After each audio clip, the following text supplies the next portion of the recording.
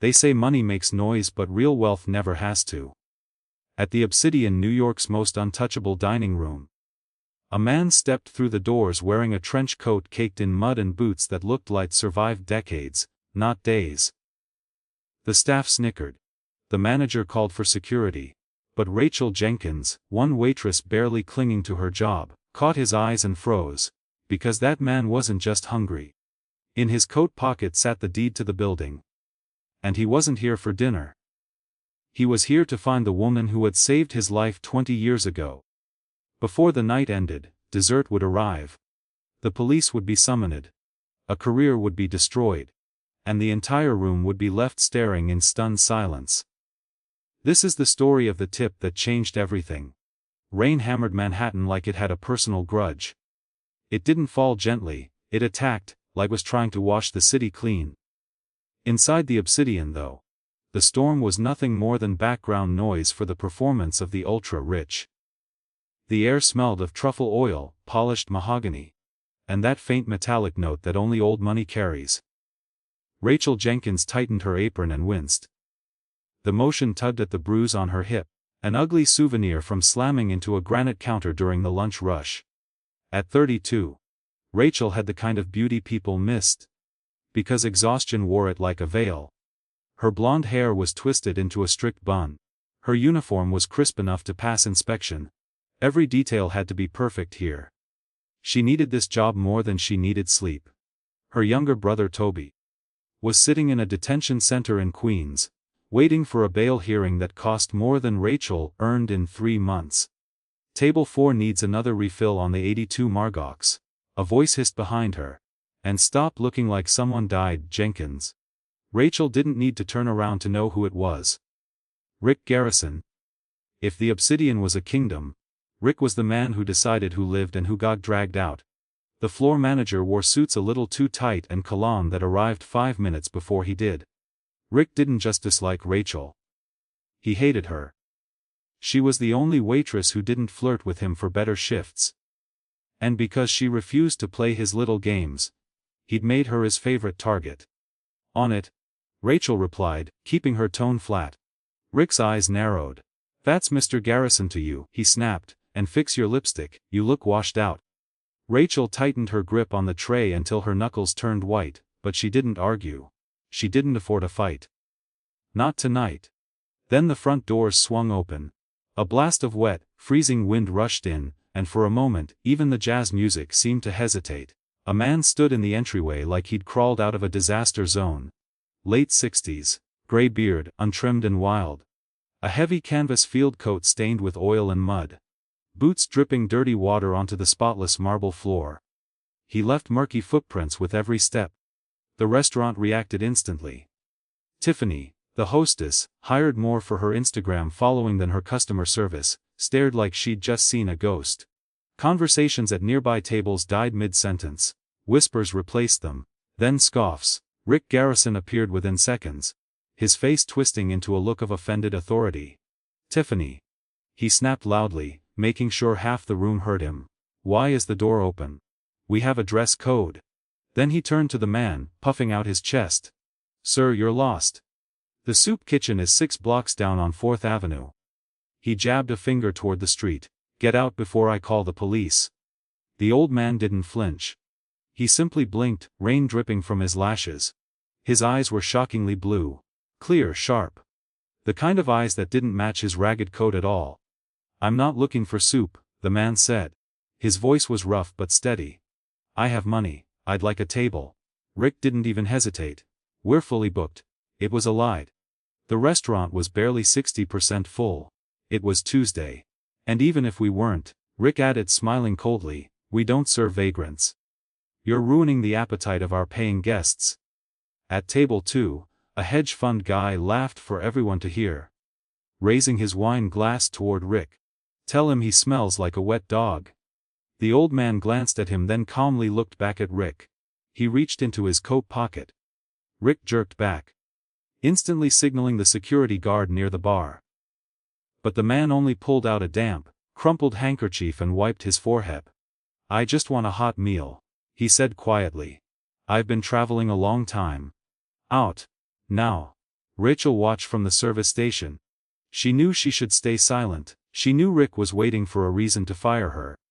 If she lost this job, Toby stayed in jail. That was the math. But then she noticed something. The man's hand was trembling, not from fear. It was the kind of truth she recognized instantly. Parkinson's or blood sugar crashing hard. She knew that tremor. Her father had shaken like that before he died. Before she could talk herself out of it, Rachel stepped forward. "Mr. Garrison," she started. Rick spun toward her, eyes bulging. "Jenkins, get back to your section." Rachel swallowed. But she didn't back down. "Table 9 is open," she said. The warning bells in her head were screaming, but she ignored them. "It's in the corner. Secluded. He won't bother anyone. I'll take the table. I'll serve him." Rick stared at her like she'd lost her mind. Then he stepped closer, invading her space, lowering his voice into something poisonous. "If you seat this trash, Jenkins, you're paying for it inevitably. Can't. And then you're done. You understand? You walk out that door right behind him." Rachel's gaze flicked to the old man. He was watching her with a kind of intensity that made the fine hairs on her arms lift. That wasn't the stare of a drifter. It was the stare of someone measuring a steel beam, quietly deciding whether it could hold the weight of a building. "I understand," Rachel said. Then she turned to the man and offered him a gentle smile. The first real smile anyone had seen inside the Obsidian all night. "Right this way, sir," she said softly. "Let's get you out of the cold." Table 9 sat behind a decorative partition of frosted glass and bamboo, usually reserved for celebrities who didn't want cameras pointed at them. Tonight, it felt more like a quarantine corner. Rachel pulled the chair out for him. "Here," she said. "Let me take your coat." The man hesitated, gripping the lapels of the Fivis jacket like it was armor. "It's wet," he muttered. "I don't want to ruin your coat room. It'll dry." Rachel replied, firm, but kind. She took the heavy coat from him. Underneath, he wore a thick flannel shirt and suspenders. He looked like a fisherman who'd been lost at sea, not someone who belonged in a three-Michelin-star dining room. As she hung the coat nearby, something caught her eye. The label was faded, almost unreadable, but the stitching was flawless. Hand-stitched, leather-lined. Rachel paused. She knew fabric. Her mother had been a seamstress. That coat was filthy, yes, but it was built better than Rick's 3000 suit. When she returned, the man was studying the silverware. He lifted the heavy spoon, turning it slowly in his rough, calloused fingers like he was testing its weight. "Water?" Rachel asked, pouring from a crystal carafe. "My name is Rachel," she added. "I'll be taking care of you. Water is fine," he said. Then he looked up. "My name is Kevin." "Just Kevin." "Nice to meet you, Kevin," Rachel said. "Can I start you with something warm? The lobster bisque is excellent tonight." Kevin's eyes shifted to the menu. "How much is it?" Rachel lowered her voice. "It's $45. Kevin let out a dry, rasping chuckle. "For soup? That must be some lobster." Then his expression tightened. "I don't have a credit card, Rachel," he admitted. "I've got cash but not much on me right now. Maybe just bread and water."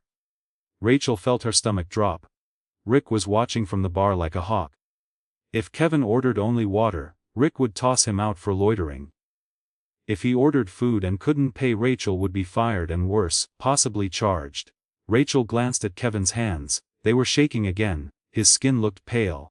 Too pale. Stark diabetic, or both. "I'll bring the bisque," Rachel said quietly. "And the filet mignon. Medium rare." Kevin's eyes widened. "I told you," he whispered. "I might be short on cash." Rachel forced a calm smile. "I have an employee discount." She lied, she didn't.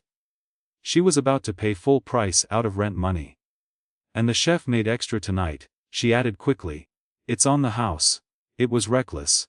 Stupid, but Rachel wasn't thinking about herself. She was thinking about Toby, sitting in a cold cell. If someone offered her brother a hot meal, she prayed they'd give it to him. "You'd do that?" Kevin asked, his voice low. "Risk your job for a stranger?" Rachel met his eyes. "People have to look out for each other, Kevin," she said. "Otherwise, what's the point?" Then she turned and headed for the kitchen. 20 minutes later, she returned with a steaming bowl of bisque and the filet placed neatly beside it. Kevin ate with quiet dignity. He didn't inhale the food.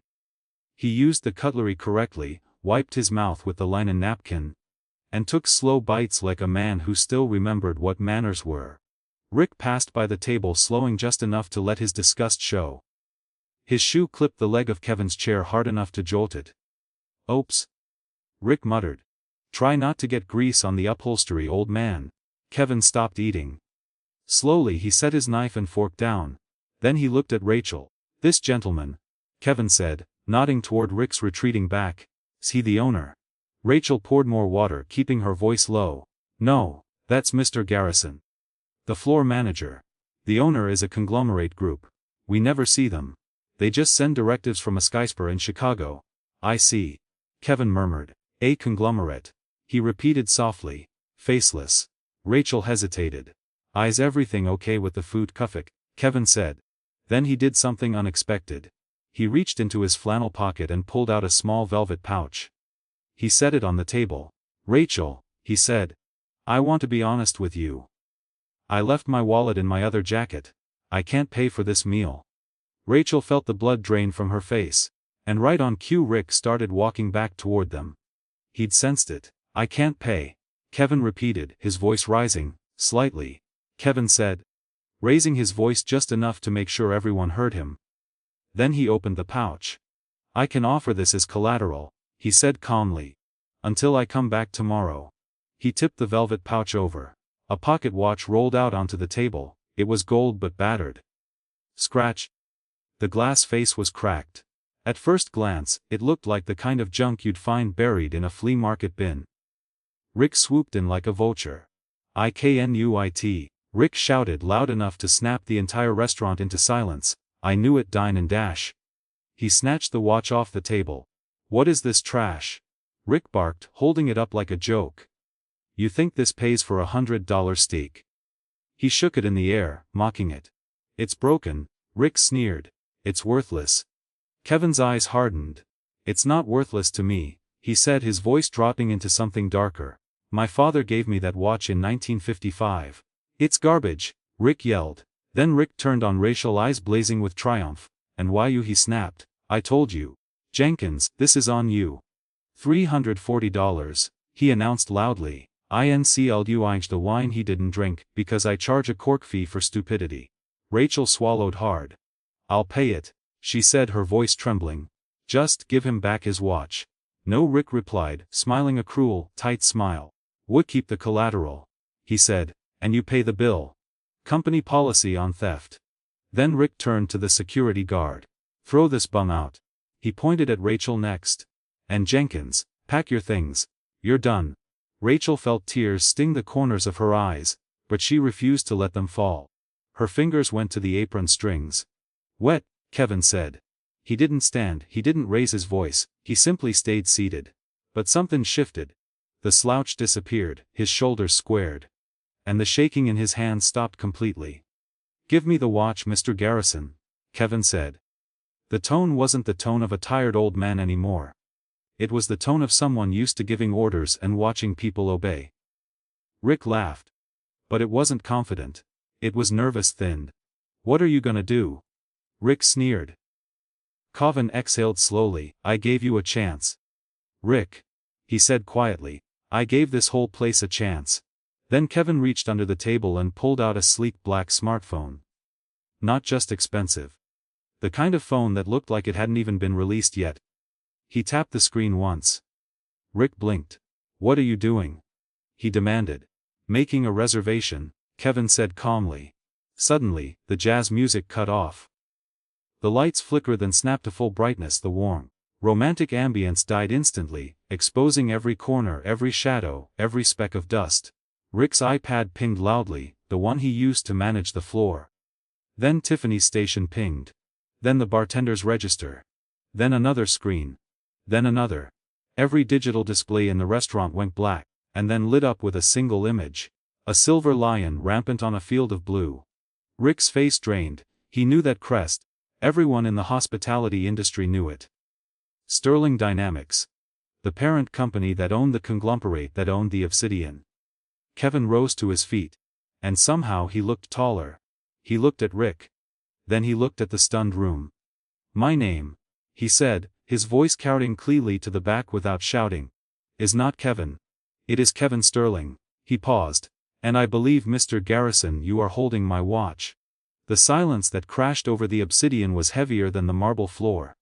It wasn't just quiet. It was a vacuum. The only sound left was the rain hammering the floor, to ceiling windows, steady and relentless, like it was mocking the room's fake elegance. Rick stood frozen. His hand still hanging in the air with the battered watch.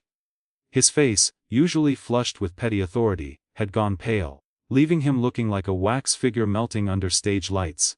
Every screen still displayed the lion. Point-of-sale terminals, the hostess iPad, digital wine lists on tables, even the large flat screen used for private events. The silver lion glowed like a predator. Kevin Sterling didn't rush. He let the moment breathe. He let the truth sink into every throat in the room. He looked at the hedge fund manager at table 2, the one who'd laughed earlier. The man was now staring at his plate like eye contact might get him executed. Kevin glanced at Tiffany. She was trembling by the door. Then Kevin took one step forward. His mud-caked boot hit the floor with a sound that echoed like a gavel. "My watch, Mr. Garrison," Kevin repeated. His voice was low, almost gentle. And that somehow made it far more terrifying. It was the voice of a man who owned the building, the block. And probably the bank that financed them both. Rick's hand began shaking violently. He tried to speak. But his throat made a dry clicking sound. I didn't know, sir," he stammered. This is a misunderstanding." Kevin's eyes didn't blink. "You looked," Kevin finished for him, "like a human being in need." Kevin extended his hand, steady open.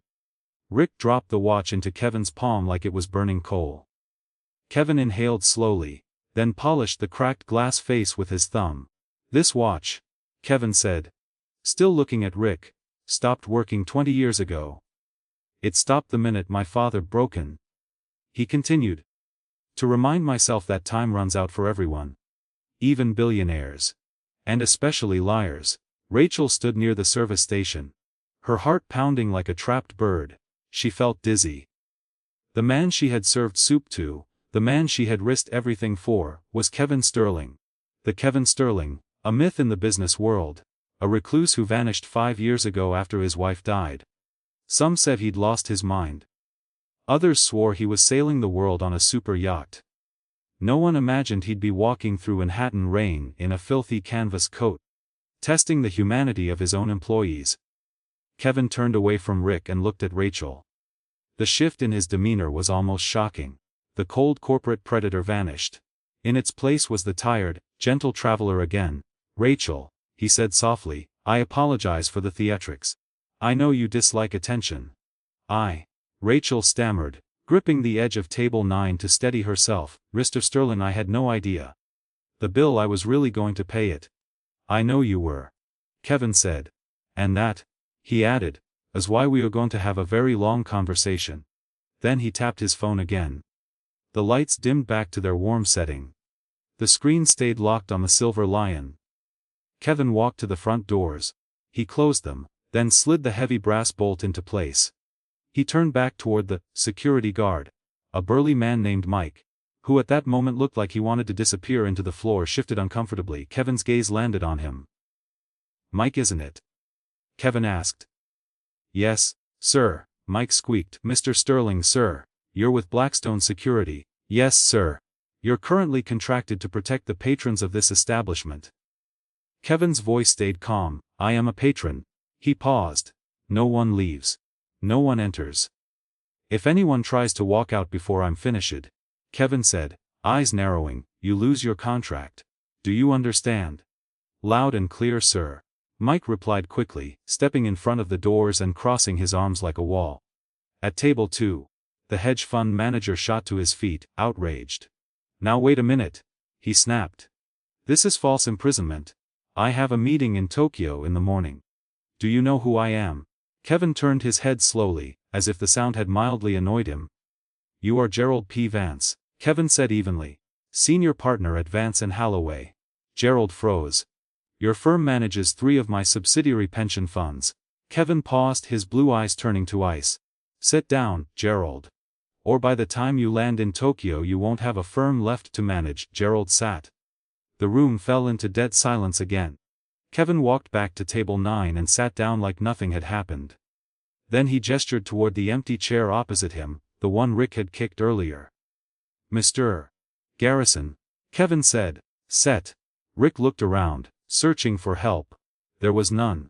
He walked over on legs that looked jelly and collapsed into the chair. Kevin turned slightly. "And Rachel," he said, pulling a third chair from a nearby table, "please join us. You are the guest of honor."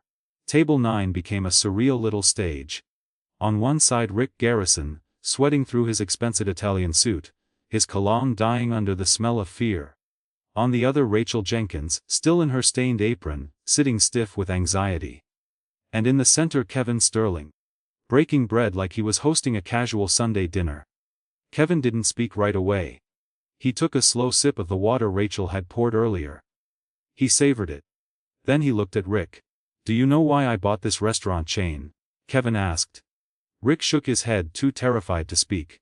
"I bought it," Kevin said, "because my wife Catherine loved this place.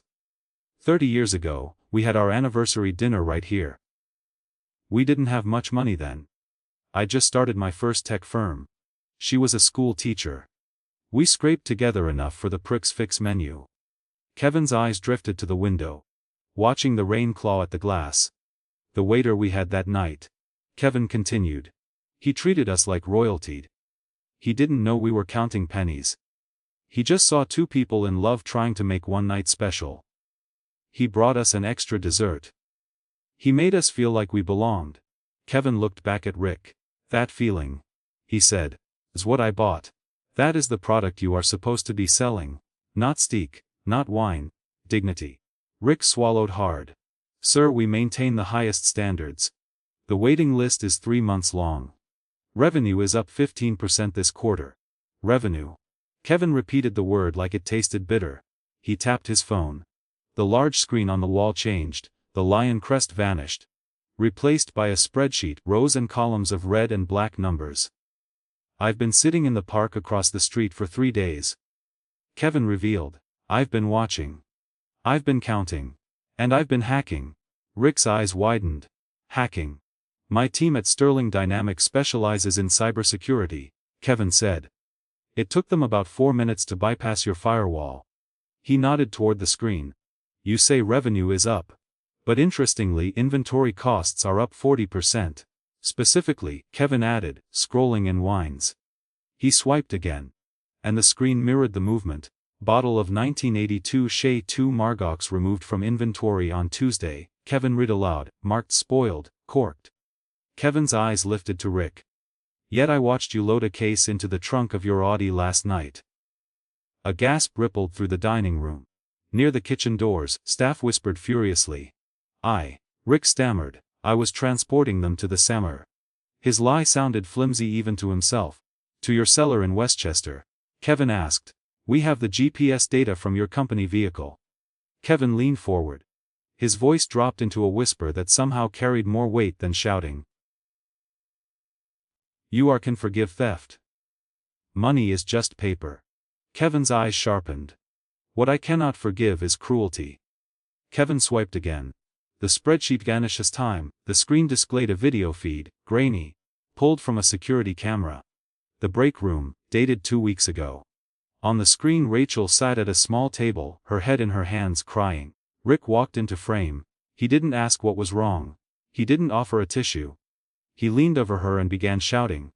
The audio was muffled. But the body language said everything. He was berating her. Pointing at the schedule. Pointing at the door. Kevin paused the video.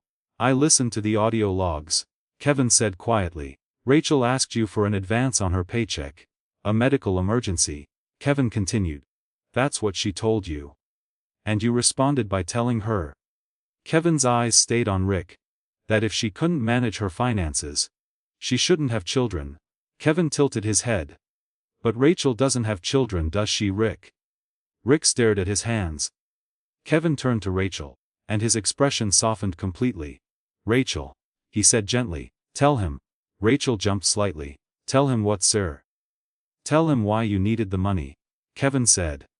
Tell him why you're working double shifts on a bad hip. Tell him why you risked your job tonight to feed an old man. Rachel looked at Rick. Then at the curious faces of the diners. Then finally at Kevin. She felt exposed, stripped raw. But in Kevin's eyes she saw no judgment, only a demand for the truth. "It's my brother," Rachel whispered, her voice cracked. She cleared her throat and forced herself to speak louder. "My brother Toby. He's 22. He's a criminal," Rick muttered automatically, unable to stop himself. Rachel snapped her eyes to him, fire flashing through her exhaustion. "He's an idiot," she corrected. "But he's not a criminal. He was in a car with friends. One of them had things he shouldn't have had. When the police stopped them, the friend shoved the bag under Toby's seat. Toby panicked. He didn't speak up, and now he's in Rikers Island awaiting bail." Rachel inhaled, steadying herself. "The bail is set at $15,000. Our parents are gone. It's just us. And if he stays in there," her voice shook, "he's a soft kid, he won't survive." She looked down for a second, then continued. "I've worked here for 2 years. Saving every penny. Eating instant noodles. Walking to work to save bus fare." She turned to Rick. "I asked for the advance because his hearing is Friday. I'm short $2,000. And you told me I was pathetic." The room stayed silent. Even Gerald Vance looked uncomfortable.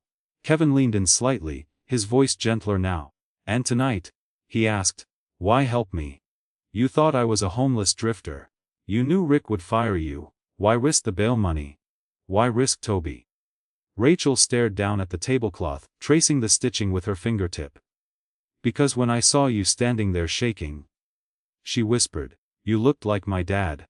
She lifted her head. Tears finally spilled over. "My dad had Parkinson's," she said, "before he died," Rachel finished, swallowing hard. "Near the end, he had moments where he'd get confused. He'd wander off. People would yell at him. They'd treat him like he was invisible." Her voice trembled, but she kept going. "I saw his hands in your hands. And I thought, if that were my dad, hungry and cold and alone, I would pray to God someone would give him a bowl of soup."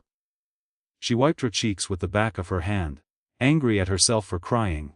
"I couldn't let you starve," she said. "Even if it cost me my job, I figured I'd find another way for Toby. But I couldn't live with myself if I walked away from you." Kevin stared at her for a long moment. He didn't smile, his face held something deeper. Profound sadness, and something that looked almost like pride. Slowly, he reached into his pocket and pulled out the velvet pouch again. He placed the gold watch gently on the table. "Character," Kevin said, his voice thick with emotion, "was what you do when no one is watching." He paused. "Or in this case when you think the only person watching is a man who can do nothing for you." Kevin stood. He buttoned his flannel shirt, calm and deliberate. "Rick Garrison," he said. Rick shot to his feet like he'd been electrocuted. "Yes, sir." "You're fired," Kevin said simply. "Effective immediately." Rick's mouth opened, but Kevin wasn't finished. "You will leave your keys, your passcard, and your company phone on this table. You will not go to your office. You will be escorted out by Mike." Rick's face twisted in panic. "But, my severance," he pleaded. "My contract." Kevin's eyes turned cold. "Your severance," he said, "is that I am not pressing charges for the embezzlement of the wine inventory." Kevin leaned slightly closer. "If you leave quietly now, I might let you stay out of prison. If you say one more word, I call the district attorney." "He's eating at table 6. Rick's head snapped toward table 6. The district attorney raised a glass of water in a mock toast. Rick Garrison, the man who had terrorized the Obsidian staff for 5 years, placed his items on the table with shaking hands. Then he made the long walk to the door. Mike escorted him, silent and solid. When the doors opened, the wind howled. Rick stepped into the rain, and disappeared into the dark, wet city. Kevin sat back down. He looked at Rachel. "Now Rachel," he said, and for the first time a twinkle returned to his eyes. "About that bill. I can pay it," Rachel said quickly, reaching for her pocket. Kevin waved a hand. "Don't be rude, a restaurant. I eat for free." He leaned in slightly. "But we do need to discuss your future." Rachel blinked. Kevin's tone softened. I don't need a waitress, Rachel. I have plenty of those. What I need is someone who understands that a business is made of people, not spreadsheets. He held her gaze. I need a director of operations for the entire Northeast Division. Rachel's jaw dropped. I don't have a degree. She stammered. I don't have experience. You have the only experience that matters. Kevin said firmly. You have a spine. And you have a heart. I can teach you how to read a P&L statement in a week. But I cannot teach a Harvard graduate how to give a damn about a stranger. Rachel swallowed. Overwhelmed. But Toby. She whispered, I can't start a new job, I have to get him out. Kevin smiled. He pulled out a checkbook, simple blue on flashy. Then he uncapped a fountain pen. How much is the bail? He asked. 15,000, Rachel said. Kevin wrote without hesitation. He tore the check free and slid it across the table. Rachel looked down. It wasn't for 15,000. It was for $100,000. That's for the bail. Kevin said. On for a lawyer. A real lawyer. Not a public defender. He added, glancing toward table 2, Vance and Holloway. Then he raised his voice just enough. Gerald. Kevin said. You'll take the case, won't you? Pro bono. Gerald Vance choked on his water. Absolutely, Mr. Sterling, he sputtered. It would be an honor. Kevin turned back to Rachel, and the rest, he said, is a signing bonus. Welcome to Sterling Dynamics, Rachel. Rachel stared at the check, then at Kevin. She tried to speak, no words came. Instead, she covered her face with her hands and sobbed. The entire restaurant, New York's wealthy elite, the same people who'd scoffed at a beggar an hour earlier, burst into applause. It started slow, then it grew, until the room was thundering. Kevin waited until the noise faded, then he picked up his spoon. Now, he said, dipping it into the bisque which had gone cold by now. This soup is excellent. But Rachel, he added, I think we should open a bottle of the 82 Margox, the real one. He smiled faintly. I hate dining alone. The cork from the 1982 Chateau Margox didn't pop, it sighed. A sound like 40 years of patience being released into the air. Kevin handled the bottle himself, refusing the sommelier who rushed over the moment Rick was escorted out. He poured a small amount into Rachel's glass. The ruby liquid caught the dim light of the chandelier and glowed. Do you know why this wine cost $3,000 a bottle? Kevin asked, swirling his own glass.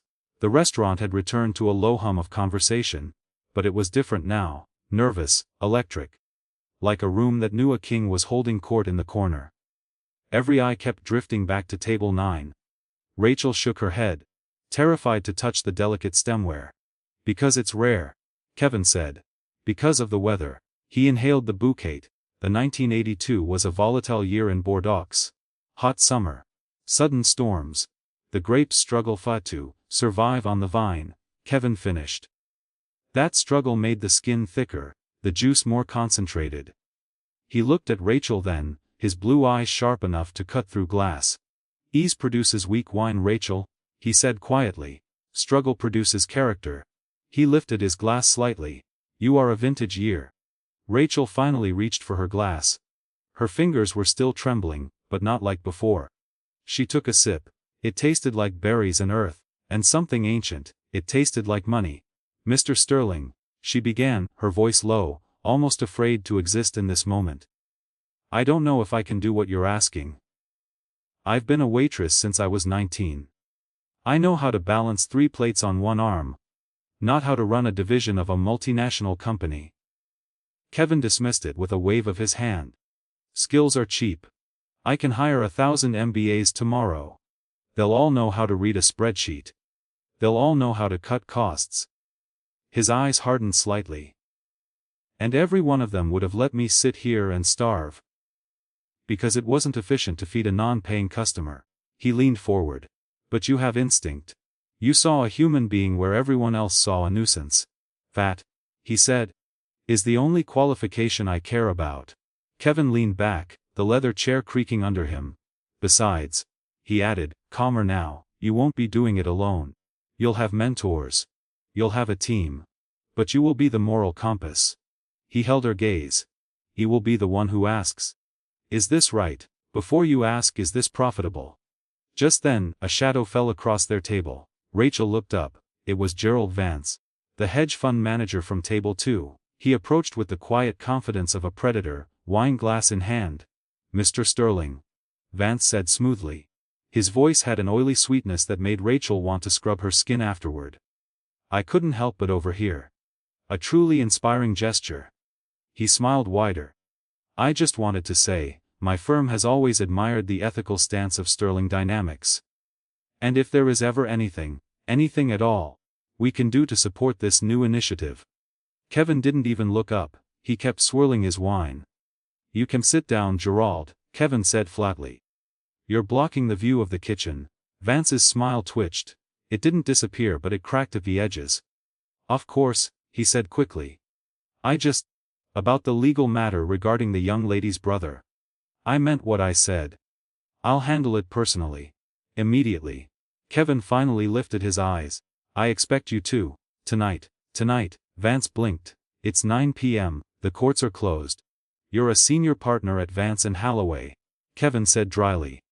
"If you can't find a judge to sign a bail release at 9 p.m., then perhaps I should move my pension funds to a firm that plays golf with the right people." Kevin's voice went ice cold. "Do we have an understanding?" Vance went pale. "I'll make the calls from the car," he said fast. "Consider it done." Then he retreated almost running. Rachel watched him go stunned. "Is that how it works?" she whispered. "You just say things and they happen." Kevin's expression shifted. For a moment he looked very old. Very tired. "That," Kevin said quietly, "is how power works, Rachel. It's a heavy tool. It can destroy." He paused, his eyes darkening. "Rick Garrison used his tiny amount of power to crush you. Use mine to crush men like Rick." Kevin finished quietly. "But you must learn to use yours to build." He motioned toward the dining floor. Tiffany, the hostess, rushed over like she'd been summoned by a king. Her mascara was smeared, like she'd been crying in the bathroom after realizing she had almost thrown out the owner. "Sir."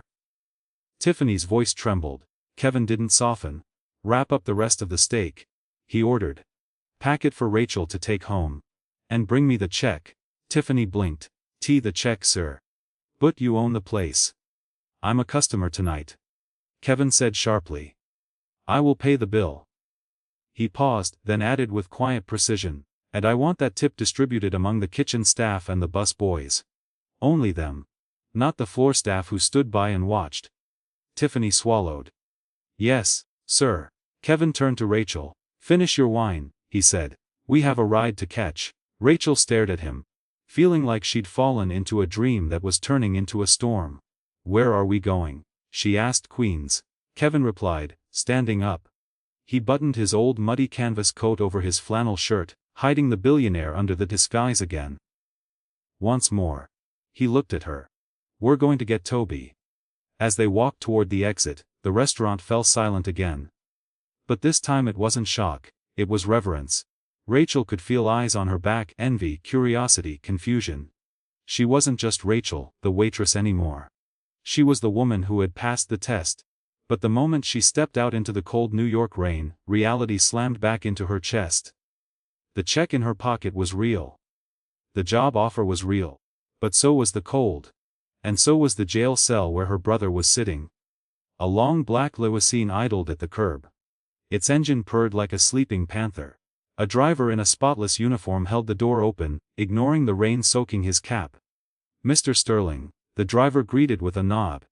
"To the Queen's Detention Complex, James," Kevin said. "And drive fast." Inside, the limousine smelled like lavender and conditioned leather. It was a brutal contrast to the stale fryer grease that usually lived in Rachel's hair after a shift.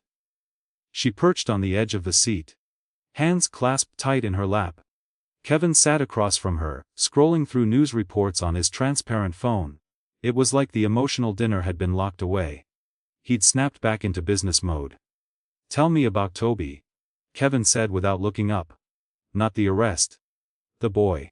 Rachel inhaled slowly, watching the city lights blur behind rain-streaked windows. "He's an artist," she said.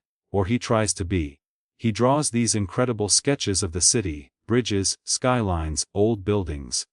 He sees beauty in the grime." A sad smile flickered across her face. But he's a follower. He wants people to like him so badly. He met these guys promoters, they called themselves. They promised they could get his art into galleries if he hung out with them. Drove them around. Kevin's mouth tightened. The classic lure. He murmured. Validation. He didn't know they were moving drugs. Rachel insisted. I know every sister says that, but Toby, he faints at the sight of blood. He's gentle. He was just the driver. Then her voice shook. When the cops flashed their lights, the guy in the passenger seat, Jax, shoved a brick of fentanyl under Toby's seat. Kevin looked up sharply. Fentanyl, he repeated. That carries a mandatory minimum. That's why bail was so high, Rachel whispered. And why the public defender told him to plead guilty. For 15 years. She looked at Kevin like she couldn't even breathe. 15 years, Mr. Sterling. His life would be over. Kevin reached forward and tapped the glass partition separating them from the driver. James, get Gerald Vance on speaker. A moment later, the cabin filled with the crisp, slightly breathless voice of the lawyer. Mr. Sterling, Vance said. I'm currently pulling up to the magistrate's home in Long Island. I have the writ of habeas corpus and the bail bond. Kevin's voice cut in. Sharp and controlled. The charge is possession with intent to distribute fentanyl. This isn't just bail, Gerald. The report will show the drugs were under the driver's seat. Circumstantial evidence points to the boy. I'm aware. Vance replied. His tone shifting instantly, dropping the slime and turning professional. I already had my investigator pull the dash-cam footage from the arresting officer's cruiser. It shows a significant movement from the passenger toward the driver's side seconds before the stop. He continued fast. Combined with the passenger's prior record, Jax Miller, 3 priors for distribution. We have reasonable doubt. Vance's voice hardened. I'm not just getting him out on bail, Kevin. I'm going to get the charges dismissed. It'll take a few days for the dismissal to process. But tonight, we get him out. Good, Kevin said. Meet us at the facility. The call ended. The limo fell silent. Rachel stared at Kevin. Why? She asked. Tears rising again. Why go this far? The check was enough. The job was enough. Kevin looked out the window. His reflection floated in the dark glass. I told you about the waiter, he said softly. The one who served me and Catherine 30 years ago. The one who gave us extra dessert. Rachel nodded. Yes. His name was Michael, Kevin said. We became friends. I helped him start his own catering business. He swallowed. He died 3 years ago. Cancer. Kevin's voice dropped to almost nothing. I have all the money in the world, Rachel. I can buy governments. He finally turned to her. But I couldn't buy him more time. And I couldn't save Catherine. Rachel's chest tightened. Kevin's eyes were tired. Not weak, tired. I can't save the dead, he said. So I save the living. It's the only way I can sleep. The limousine slowed. The scenery had changed. The glittering towers of Manhattan were gone. Now it was Queens, industrial, harsh, unforgiving. They pulled up to a massive fortress-like building. Barbed wire. Floodlights. Concrete walls. The Queens detention complex. Rachel shivered. The building radiated misery. They stepped out. James held a large umbrella over Rachel, but the cold damp still crawled into her bones. Gerald Vance was already there by the intake door. Trench coat soaked at the shoulders. He was arguing with a police sergeant. He waved them over. They're processing the release now, Vance said. It's chaos in there. He looked at Kevin. Are you sure you want to go in, Mr. Sterling? Kevin shook his head. I'll wait here. Then he placed a firm hand on Rachel's shoulder. This part is for you. Go get your brother. Rachel nodded, swallowing her fear, and followed Vance through the heavy steel doors. The smell hit her first. Industrial bleach. Unwashed bodies, microwaved food. The fluorescent lights buzzed with a headache-inducing hum. They passed through a metal detector. Then a sally port. Heavy doors clanked shut behind them like prison teeth. Vance leaned closer, voice low. Don't look at the inmates in the holding cell. Just keep your eyes forward. Rachel tried. But she couldn't. Through thick plexiglass she saw a crowded room of men. Some asleep on concrete benches. Others pacing. The air was heavy with aggression and hopelessness. They reached a smaller release room. A correctional officer behind the desk looked up, bored, irritated. "Jenkins Tobias," the officer grunted. "Bond is posted," Vance said, sliding a thick stack of paperwork across the counter. "And here is the judge's order for immediate release." The officer squinted, stamped the papers, then spoke into a radio.